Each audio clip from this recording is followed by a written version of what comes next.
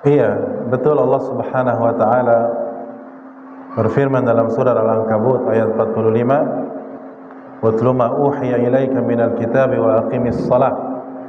Yaitu bacalah apa yang telah diwahyukan kepadamu wahai Muhammad dan tegakkanlah salat. Innas salata tanha 'anil fahsya'i wal munkari. Sesungguhnya salat itu mencegah dari perbuatan-perbuatan keji dan mungkar. Wala dzikrullahi akbar, dan sesungguhnya mengingat Allah itu, ya, artinya dalam salat itu mengingat Allah lebih besar lagi keutamaannya dari ibadah-ibadah yang lain. Wallahu ya'lamu ma tasna'un, dan Allah Maha mengetahui apa yang kalian kerjakan. Ini adalah jika memang salat itu dipraktekkan dengan benar oleh pelakunya, maka salat betul-betul tanha 'anil fahsya'i wal munkar. Ya, salat itu mencegah dari perbuatan keji dan mungkar. Itu efek dan dampak positif salat kalau si pelakunya itu juga, ya, melakukannya dengan benar, dengan cara meninggalkan tentunya kemaksiatan-kemaksiatan yang lain. Berarti tatkala ada seseorang misalkan salat mah salat, ya, tapi angger saja dia misalkan apa tadi, gampang hasad kepada orang lain atau gampang membenci kepada orang lain, tidak mudah memaafkan orang lain. Ini berarti ada sesuatu dalam salatnya, tanda kutip berarti. Ya, berarti salatnya banyak berarti yang belum terpenuhi. Bisa jadi salatnya asal-asalan, bisa jadi salatnya tidak khusyuk, bisa jadi dia juga salat karena emang sekedar menggugurkan kewajiban saja, atau bisa jadi naudzubillah lebih parah dari itu, dia salat cuman sekedar ingin dilihat oleh apa? Orang, oleh manusia. Nggak enak, saya udah ngaji, masa nggak salat di masjid misalkan. Nah berarti dia salatnya karena apa? Karena riya. Naudzubillahi min dzalik. Dan ini sifat munafikin yang Allah Subhanahu wa taala berfirman dalam ayat yang lain dalam surat An-Nisa, "Wa idza qamu ila sholati qamu kusala." Sifat-sifat orang munafik yang apabila mereka bangun untuk melakukan salat, mereka bangun dengan malas-malasan. Yura'unan nas, mereka salat itu hanya sekedar untuk dilihat sama manusia.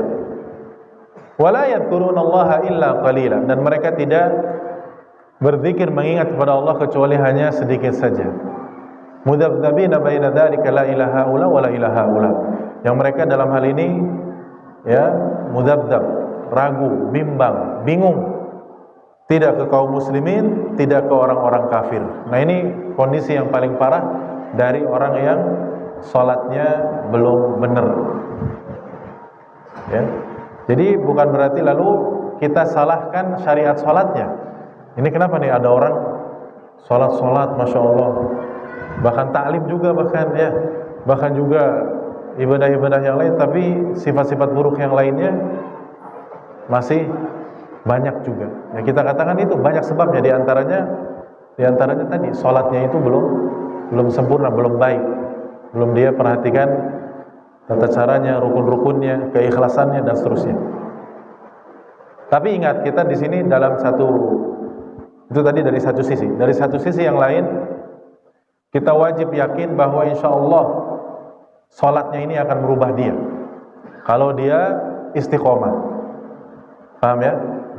Karena ini terjadi di zaman Nabi SAW. Ada orang yang sahabat, ya, rajin sholat tapi rajin mabok, ya, sampai sahabat yang lain pada bingung, ya Rasulullah, ini gimana orang ini? Dia sholat sama kita, tapinya maboknya juga getol, mabok, ya. Coba sahabat mabok, ya. Maka kata Nabi SAW, ya, yang kurang lebih lafadznya itu inna salatahu tanhahu anis sakar. Salatnya itu akan mencegah dia dari mabuknya suatu saat. Jadi jangan kalian apa? Jangan kalian benci. Bahkan dalam riwayat ada seorang pemabuk yang ketika dicambuk, ya, oleh Nabi SAW 40 kali cambuk, 1 kali, 2 kali, kemudian akhirnya para sahabat melaknatnya, mencacinya. Lalu apa kata Nabi SAW? La tal'anu fa innahu yuhibbullaha wa rasulah.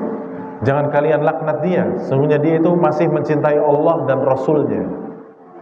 Jadi dari sini maksudnya kita ya masih berharap besar. Selama dia masih sholat, insya Allah, selama dia masih sering ta'lim, tidak meninggalkan sama sekali, ya, mungkin dia juga masih ada kebaikan-kebaikan yang lain, maka kita berharap semoga orang ini semakin apa?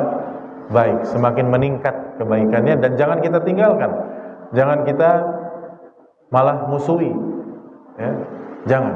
Tapi terus kita rangkul, kita harap kedepannya akhlaknya semakin baik, semakin ya sempurna insya Allah. Ya karena orang itu bertahap ya, orang itu bertahap. Apalagi kita tahu misalkan orang ini tadinya mengalami masa jahiliyah yang cukup parah. Ya, jarang orang ketika hijrah kenal Islam dan Sunnah langsung 180 derajat itu berubah total, itu jarang. Perlu apa? Tahapan-tahapan. Mungkin ya sholatnya yang penting dulu, tapi akhlaknya masih jelek, biar ya, proses ini, proses ya. Alhamdulillah dia nggak sampai meninggalkan sholat lagi ya, nggak sampai ke dunia yang lamanya lagi, yang kelam ya. Dia terus berusaha istiqomah. Maka kita selaku kawan-kawannya barangkali berusaha untuk tetap merangkulnya, berusaha untuk tetap mendekatinya dan menasihatinya, memberikan masukan-masukan yang baik. Jelas ya insyaallah ya. Jadi seperti itu. Wallahu a'lam bishawab.